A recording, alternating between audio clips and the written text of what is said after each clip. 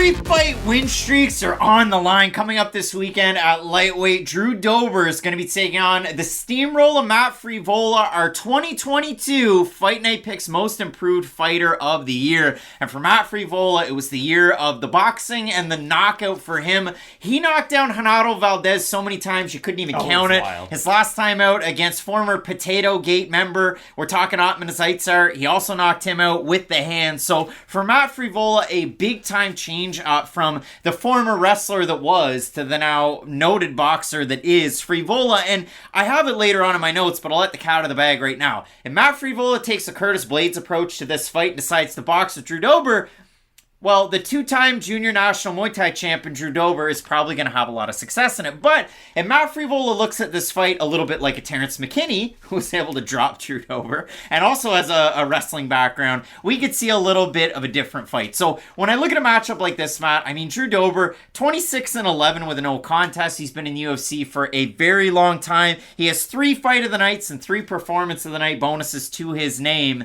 His last time out against a primary boxer in Bobby Green, he got his ears boxed in the first round, and then the second round was that lunging right hook that was able to land against Green to then get the finish. Dober, that was the first time we've really seen him tested against a striker and really struggle in that one until he was able to get the win. But Dober's been on this streak.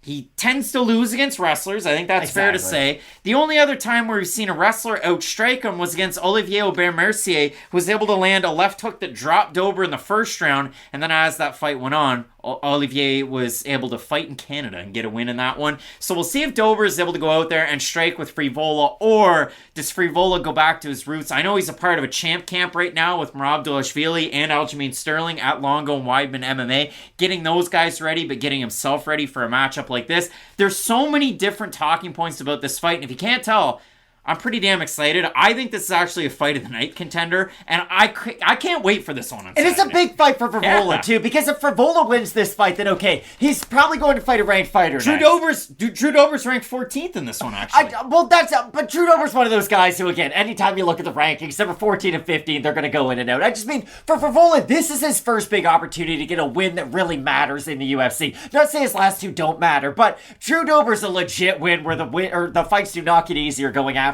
So it's going to be interesting to see how Frevola's wrestling is going to be able to mix in with his striking, because I agree with you. I don't think he's going to be able to have a ton of striking advantages on the feet against a guy like Dober. Dober has some of that bend but don't break defense. We've seen him get hurt. We've seen him get dropped, but somehow he will survive, get back up to his feet, and that's when he normally puts a beating on his opponent. He kind of has that like Forrest Griffin dog in him, if you will, to where the fight doesn't begin until Drew Dober hits the ground and gets back up. But if he is in one of those fights with a guy like Matt Frevola, we have seen Frevola get hurt by big punchers in the UFC before, and I do think that Frevola, yes, he's had success in his last two with his power, but if he gets into some of those, like, you know, one-for-one strikes with a guy like Drew Dober has significantly more power than Frevola, and I do think he would win out in a lot of those exchanges. But like you had mentioned, if Frevola can mix in his wrestling, and especially early on in this fight, it's going to open up his striking that much more. It's going to make Drew Dober's hands come down a little bit further, make him that much more cognizant of the grappling aspect of Frevola's game, and I think Frevola could go out there and chain a lot of his wrestling in and have success with his grappling in this fight. I mean, listen, you put the hat on and you go MMA math, which a lot of people like to do. Terrence McKinney finished Matt Frevola really quickly. Terrence McKinney almost did the same thing to Drew Dober. Dober rallied back in, finished him. It was a wild fight. It was a bonus winning fight. But if you look at it for Dober, since 2016,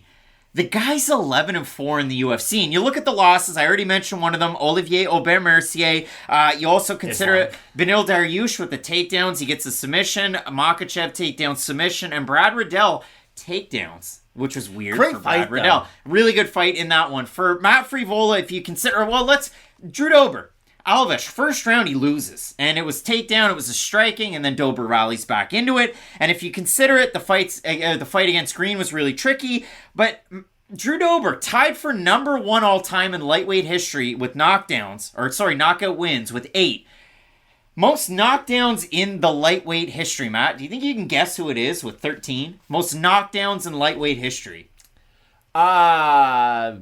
probably Poirier, even though he fought at featherweight for a while. The young assassin, a guy who fought Israel Adesanya, Melvin Gillard, most knockdowns in lightweight. That makes sense. That guy had legit pop in his hands. In his day, it was good. But again, for Matt Frevola, we'll see if the boxing does play a part. He's number 5 in lightweight history all time, a knockdown average, which is wild, just the average. And he also has those really good takedowns. He's actually in knockdown ability just below TJ Grant, Canadian, in the knockdown average. But when I look at a matchup like this, again, yes, it is the wrestling abilities of Frevola that you haven't seen in some time versus that complete skill set with the striking in a tricky southpaw being Drew Dober in this matchup. Dober favored to win this one, more than a 2-1 clip. We have a look at the Tapology votes. Matt, surprised us there to you. I'm going to say over under 80% Dober. I was thinking 75, so I'll say slightly under. It's way over. 767 total votes, 92% Dober, 85% by knockout. For the 8% that have Frevola,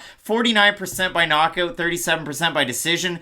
They've only watched Frevola's last 2 fights, I would say. Matt, when you're making a pick on this one, Drew Dober's a fan favorite. You can't pick against him. His chin, it takes punches, and it eats them for breakfast. And his chin cashes checks for his brain. So when you look at a matchup like this, it's a big-time gym against that little engine that could in Longo Weidman MMA that just continues to produce these big-time fighters. Who's the pick in this fight? I think the chin will crack at some point for Drew Dober. I'm going to say that right now. I think we are approaching that. Whether it's this fight, the next one, the one after that, I do expect him to get finished at some point because his defense is eat a lot of punches. His opponent gets tired, then he can TKO them. But I think it'll be enough to get through this matchup. I do. Matt Frevola is a guy who has been hurt in the past. I think Drew Dober, with his output, that's the thing about Dober. He throws a lot of punches, so it's going to give him a lot of chances to hit the target. And that's the thing. If he was more of just a one-punch kind of load up on his punches, I think it would give him less of an opportunity to win this fight. But since he does have decent output, I think it'll just give him a good chance to land one of those TKO strikes. I think if Frevola gets out of the first round, he can win this fight. Alves was able to win the first round and then slow down heavily second round, and that's what really cost him in that one. Bobby Green, it was